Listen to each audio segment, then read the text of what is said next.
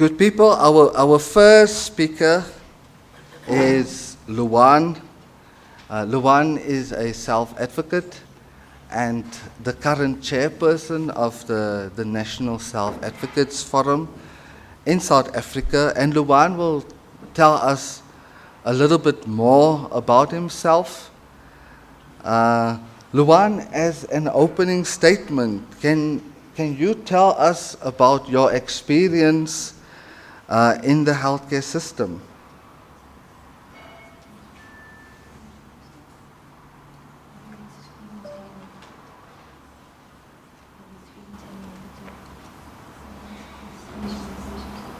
Sorry, just give us the support person. So, as you know, every self-advocate needs a good support person.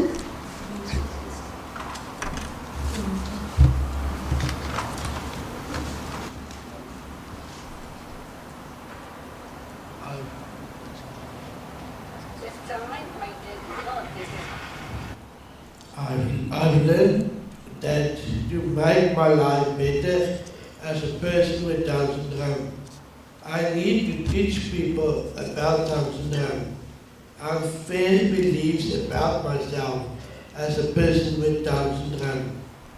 Mainly start from misunderstandings, stereotypes, and ignorance. Doctors often saw me as an unnatural person of life. Some medical professionals see me as someone that needs fixing. I am often seen as unable to learn or contribute to society. So I often have to repeat myself by telling society that I can learn and develop skills.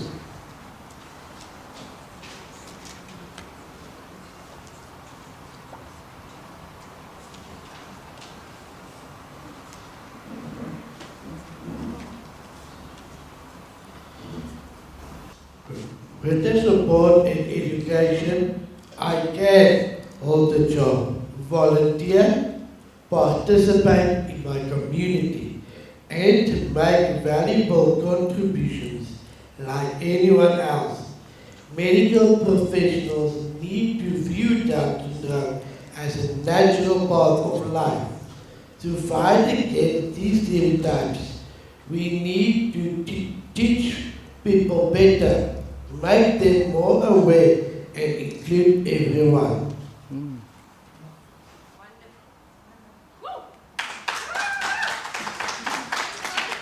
By showing how capable, successful, and human people with Down syndrome are, we can stop unfair treatment and make society more welcoming and fairer for everyone. There is nothing that needs fixing. Thank you.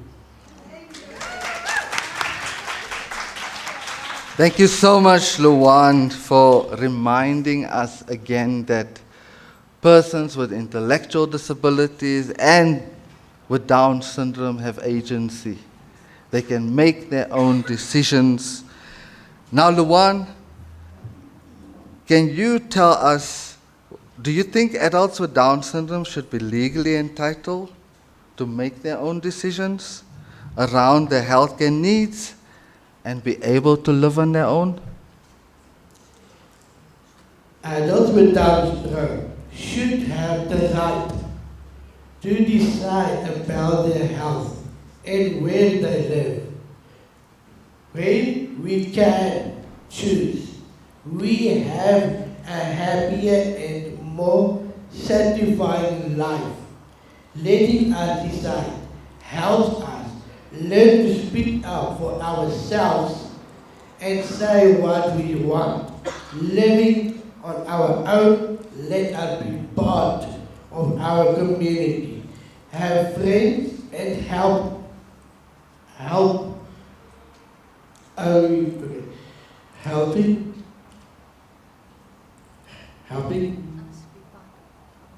Okay. We have the same rights and responsibilities as everyone else do my choices about our lives. Thank you so much, Luan. Again, yeah, it is so important that society needs to understand this and get it in their minds. That people with Down syndrome can make decisions. And if we include them and we involve them and we show them love, then they can participate as normal, what we regard as normal, active members of society. Luan, as a last question, what do you like to see government do to improve some of these conditions for persons with Down syndrome? I like the government to help children with Down syndrome, learn, make sure schools have what they need to teach children with Down syndrome, so they can learn and grow with their peers. Make healthcare easier. Make sure people with Down syndrome can go to the doctor when they need and get the help they need without it costing too much.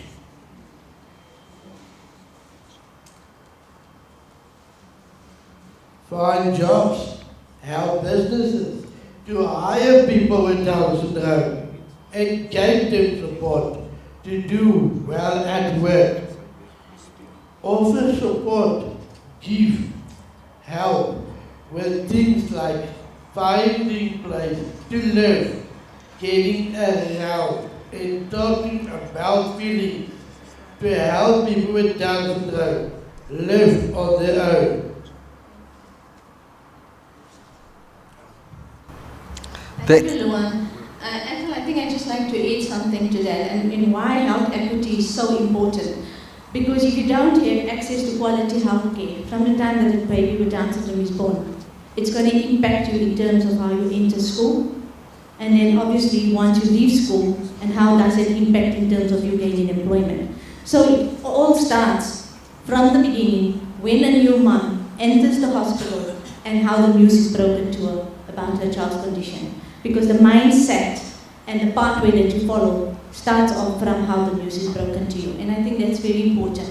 And in terms of decision making, persons with Down syndrome are never given the decision making in terms of their own healthcare needs. In South Africa, if you're under 18, your parents make those decisions for you. And then when you hit over 18, when you become an independent adult, you still can't make those decisions because now you're deemed legally incapable of making a decision around your healthcare need. And then parents are forced to go through the curator system. So I think the more we embark on topics like these, such as health equity, we need to factor in that ultimately the end result should be the decision of the person, because it's their health, it's about their living experiences, and their decision should be respected. Thank you. Thank you, Ansela. Thank you, Luan, for that inspiring words.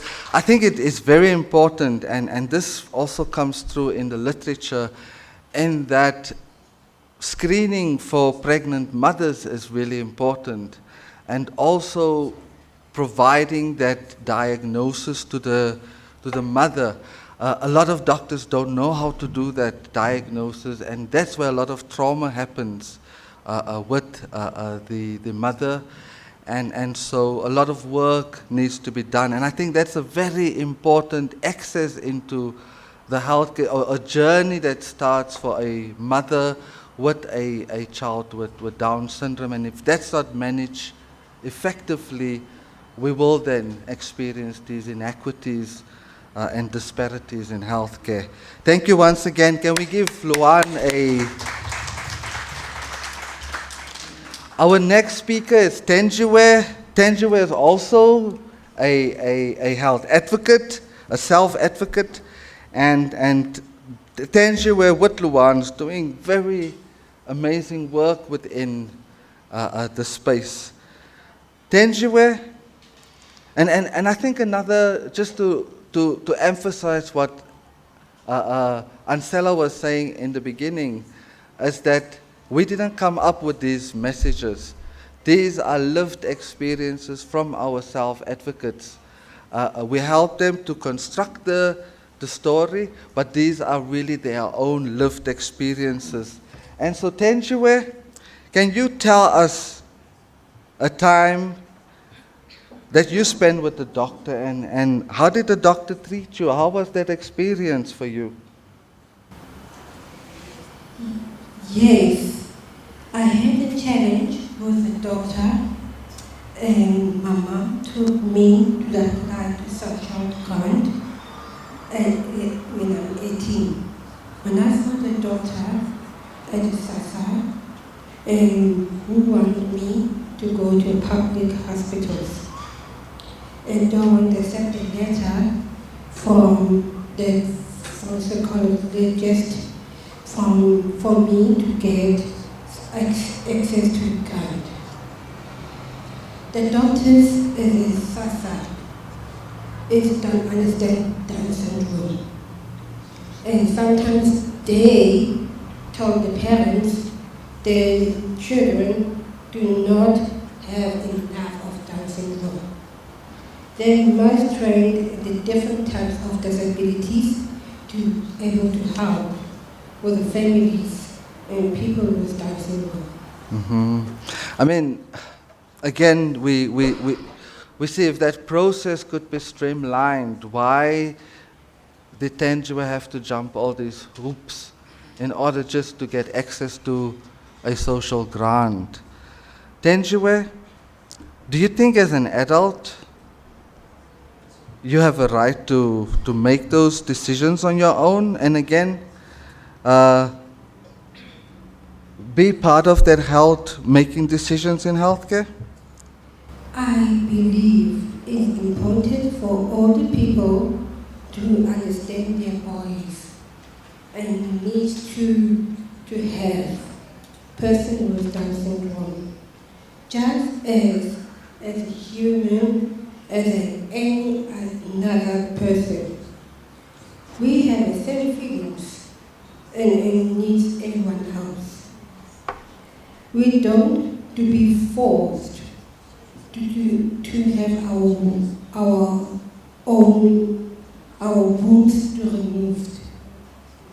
We need to easy to understand the information that will assist us to make our own choices around our reproductive health rights.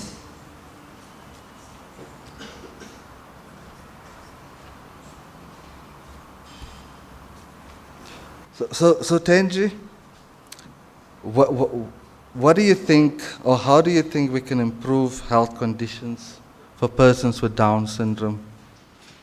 In South Africa, many other African countries, people like me don't always get to see doctors. Many hospitals, you don't know about Down syndrome and how to treat the people like me. Because of this, sometimes we don't get medical treatment. Number one, we need free proper care for a person with Down syndrome, as not all their families will afford medical care. Number two, we need opportunity to do the sport, exercise others on our own clubs to promote our health. And number three, we need to eat good food and get healthy education, all the other people. Number four, we need to have opportunity to do our own chores and at home and keep us healthy. Number five, in family, close friends, boyfriends and girlfriends are important for our house. In order to live health-style lifestyle, we as a people with Down syndrome also need to do our bit. This is just a sum of things we can do to stay healthy.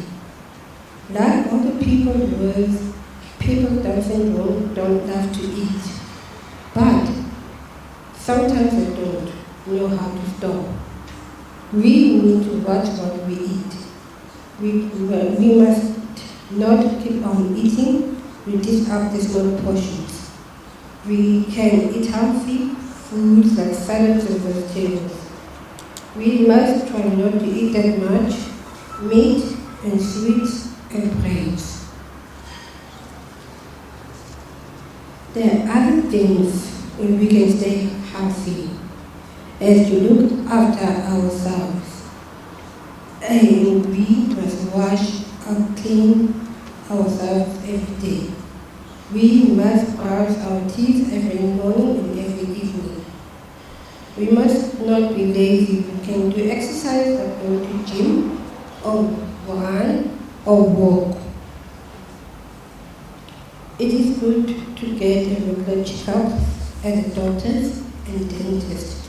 Go to the doctors and don't be afraid. We and our parents will not keep quiet about our health rights. This is what advocacy is about. Teaching others that we are just like them. We have the same rights as them. I'm a worthy person and I look after myself. Yes, you do.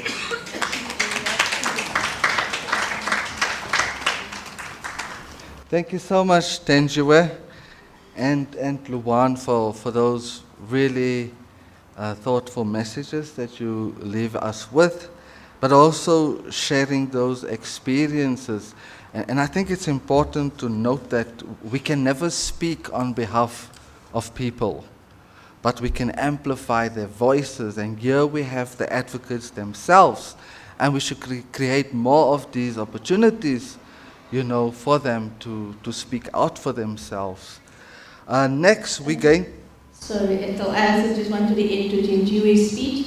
I think looking at health, access to health is not just about the absence of disease, it's about your overall health in terms of your mental, your physical, and spiritual well-being. And Tenjiwe mentioned some very important key points, that it's about having access to information in terms of, specifically with children with Down syndrome, in terms of obesity, about exercising, healthy eating. And so those information should be accessible to them so that they can also take charge of their healthcare needs. Thanks. Thanks, Tenjiwe. That was lovely.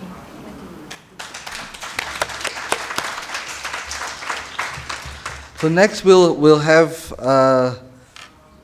Doreen Gomba, who is a mother and who has also walked a long journey with a son who lives with Down syndrome, and she's going to share with us some of her experiences. Doreen,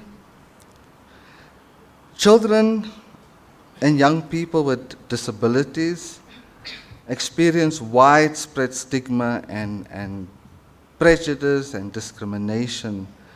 As a parent, do you think that this leads to poorer quality of health? Okay, morning everyone. My name is Doreen. I'm with my son, Keith Gomba. So it's a great opportunity for me to be here with all of you. Yes, Adnan. People with disability, people with Down syndrome, they are at the hospital or in a clinic. Most of the time, they are being treated badly. When they went for the regular checkups, you'll find out we've got nurses that are uneducated about Down syndrome. So most of the time, the way we think, they need skills and training so that they can give them a right care for our children. Mm-hmm. And the other thing is that often when we go to the clinics with our children, you'll find that sometimes there's no medication, there's no therapist to provide therapy for our children. And then you find out we went for a checkup without being seen, and we are wasting money for that. Sometimes we often have information to ensure that children are getting regular checkups in a correct way, like the information of diet. Most of our children are eating too much. They get obesity and then we don't know how to treat them. So nurses has to inform us regarding that. And also we need SASA to understand that even though our children can walk and feed themselves at some time, they still need a constant care. Some parents, they don't work. They have to look after their children. Yet when they go to SASA to apply for the grant, they are refused. Because they say your child can walk, your child can talk, or whatever case. So I hear you speak about money and finance. Can you share a little bit with us in terms of, do you think healthcare cost contributes to this poorer quality of healthcare?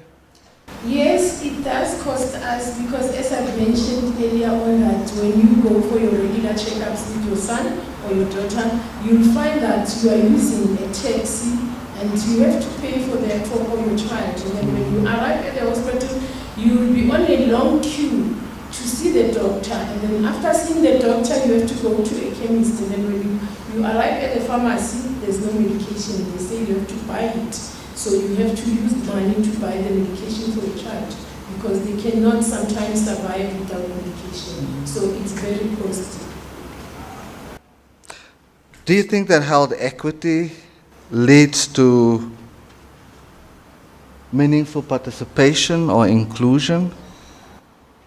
The constitutional law says everyone has the right to health and has a fair and just obtain and attain their highest level of health. But you have just to look at the condition of the hospitals. Sometimes there are not enough doctors, no specialist equipment or specialist service specific to meet the people with disabilities. So most of the time, you find out the therapists when you arrive there, there are not enough therapists. They say they are on leave or maybe they are off, and then you are not being told that you cannot come to your checkup today because the therapist is not there or the doctor.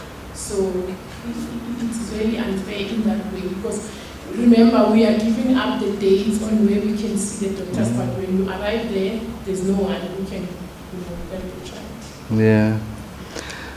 Thank you so much, Doreen, for sharing that with us. And we can once again see how the dimensions of experience, access to healthcare is important. We look at affordability of healthcare. And healthcare services, we've mentioned earlier that persons with intellectual disabilities and Down syndrome experience additional healthcare conditions.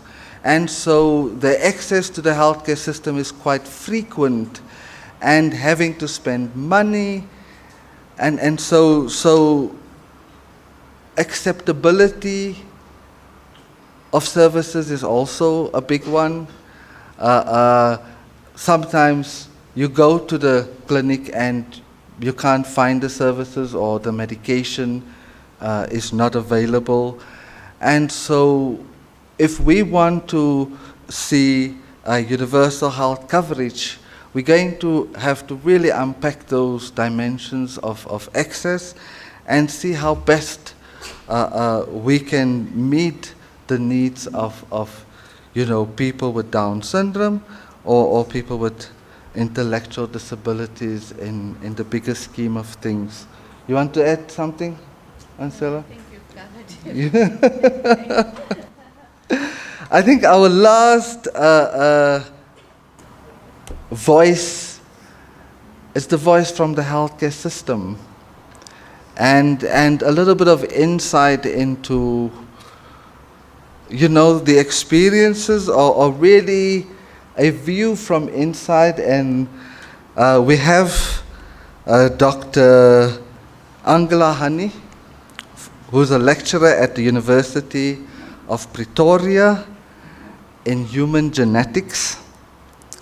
And she has clinics at all hospitals that are affiliated to the University of Pretoria.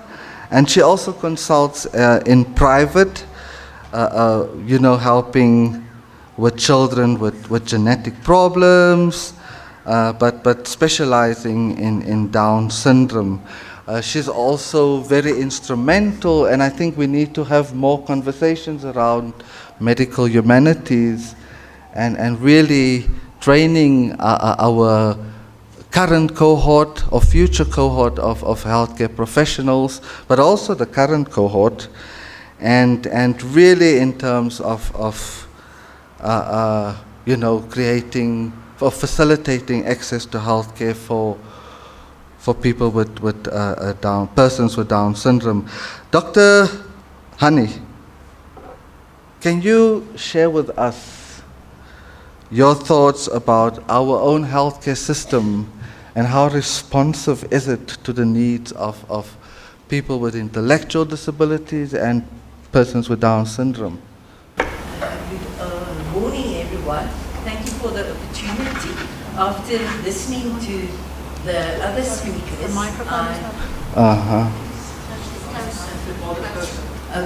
so looking at listening to what other speakers actually have said, I'm sitting here thinking I'm looking at it from a different point of view, but I do acknowledge that we still have inadequate medical care in our public health care facilities, and obviously then also inadequate care in the care of children with intellectual disabilities and particularly Down syndrome.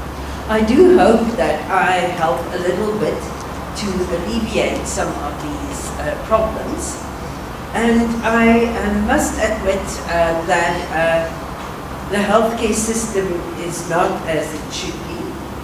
I do appreciate that even coming to my clinic, people have to wait a long time to see me. I, unfortunately, will not, be a person who will not pitch for work. I try to always be at work, and I'm luckily very healthy myself, but I will get somebody to actually help.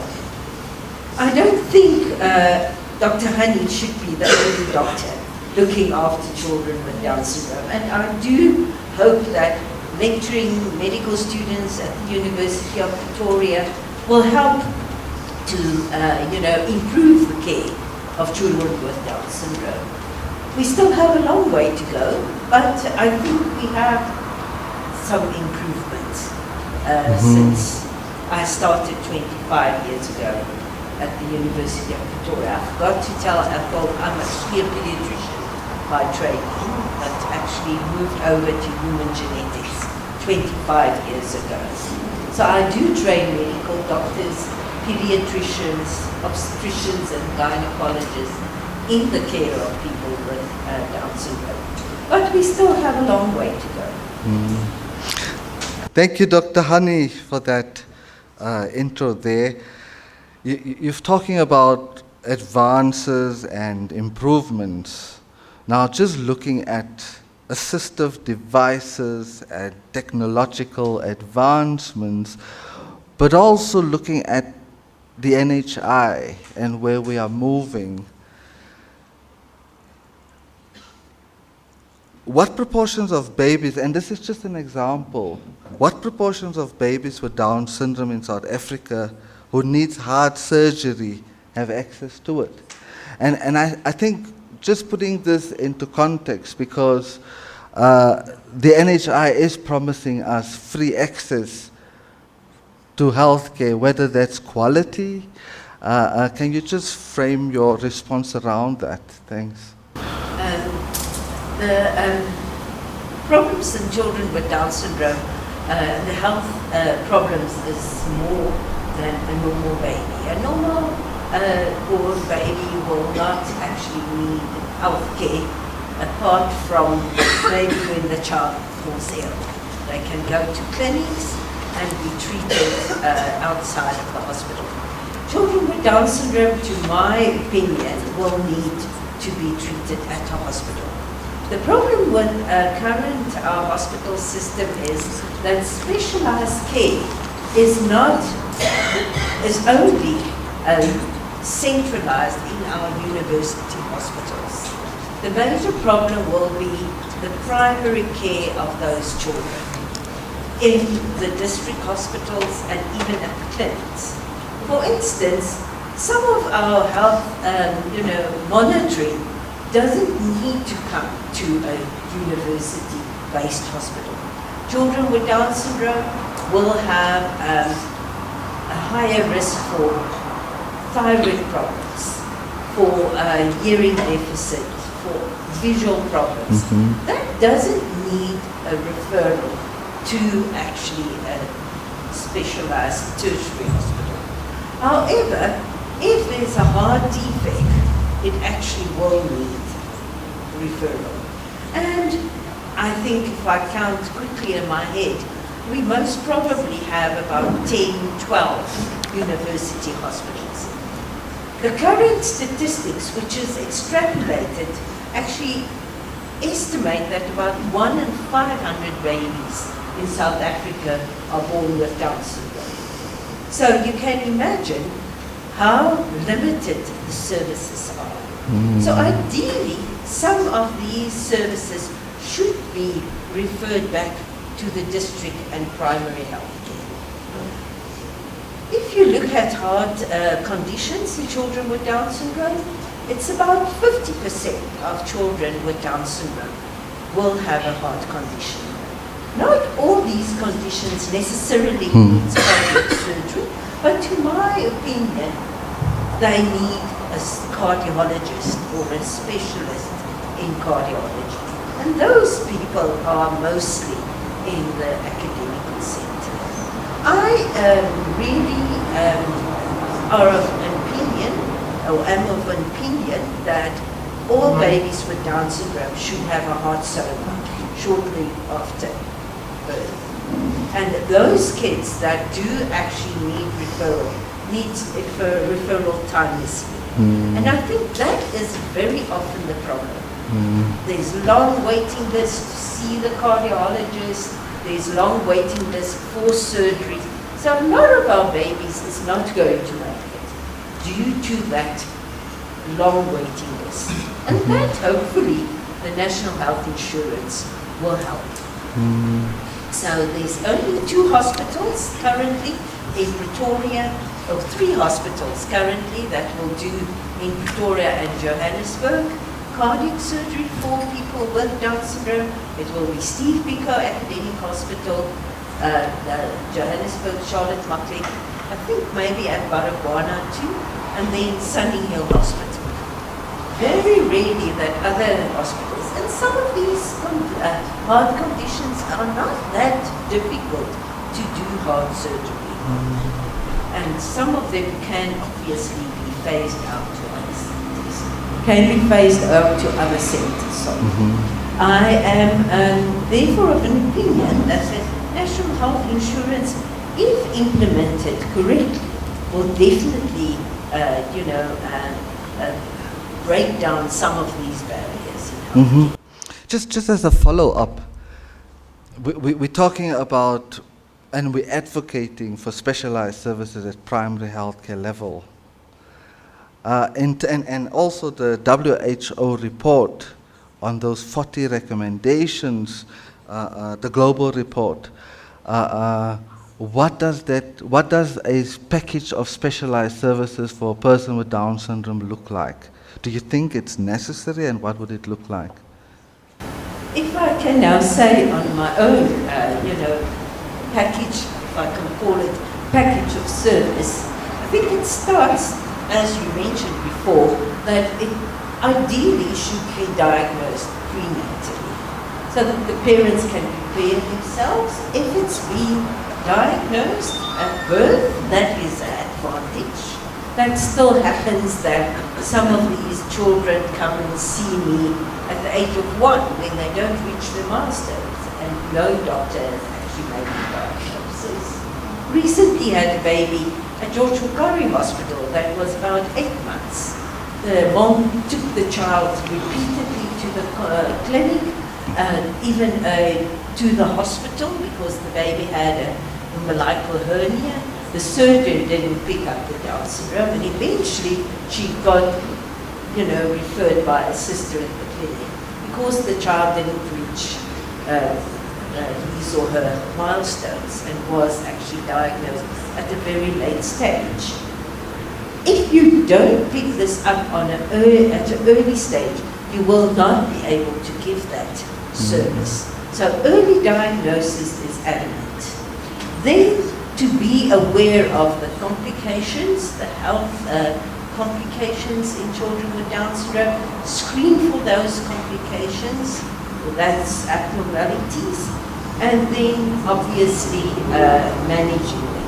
I think also part of this whole package will be genetic counseling, explaining to the mother what is Down syndrome, what is the cause of it, it's not their fault, a mistake, they didn't do anything wrong, and then eventually explain to them what the future of this child would be.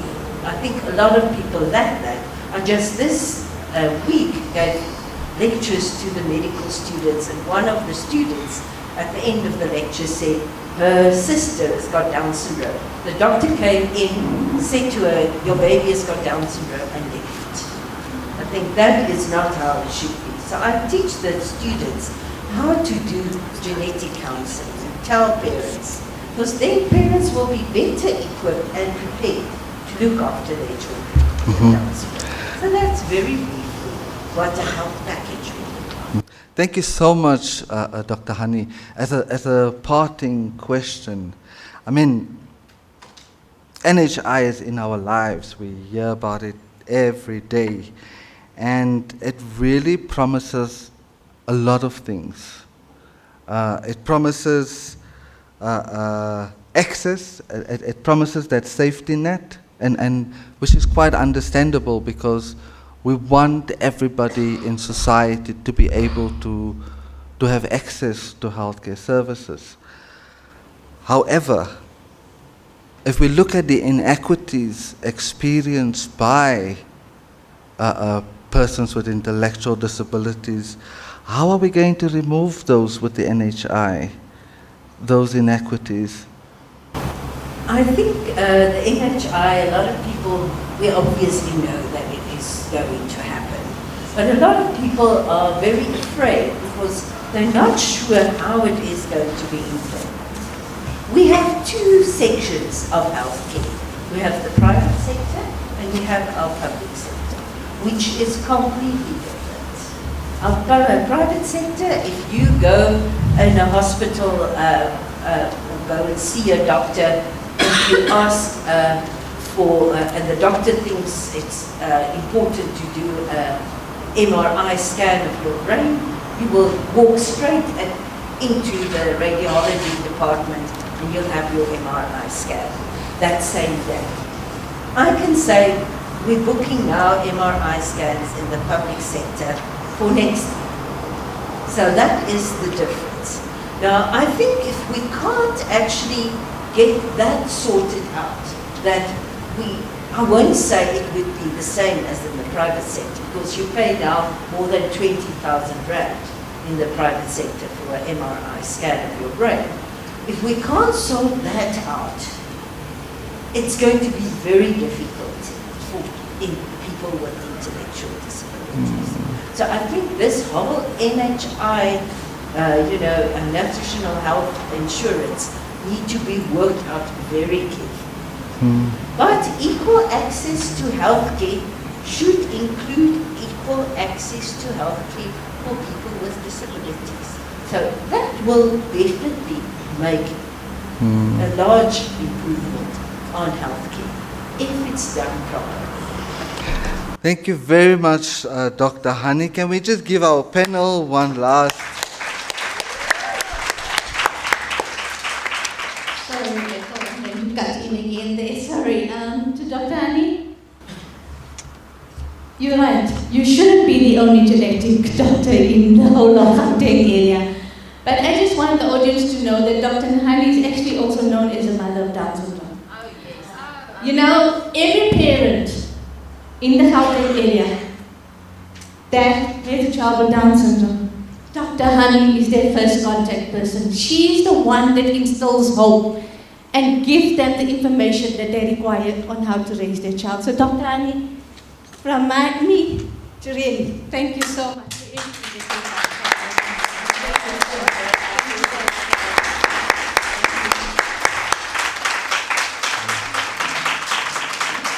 and I really do find that you found a successor that will be as passionate and as caring as how you've taken us on as your family.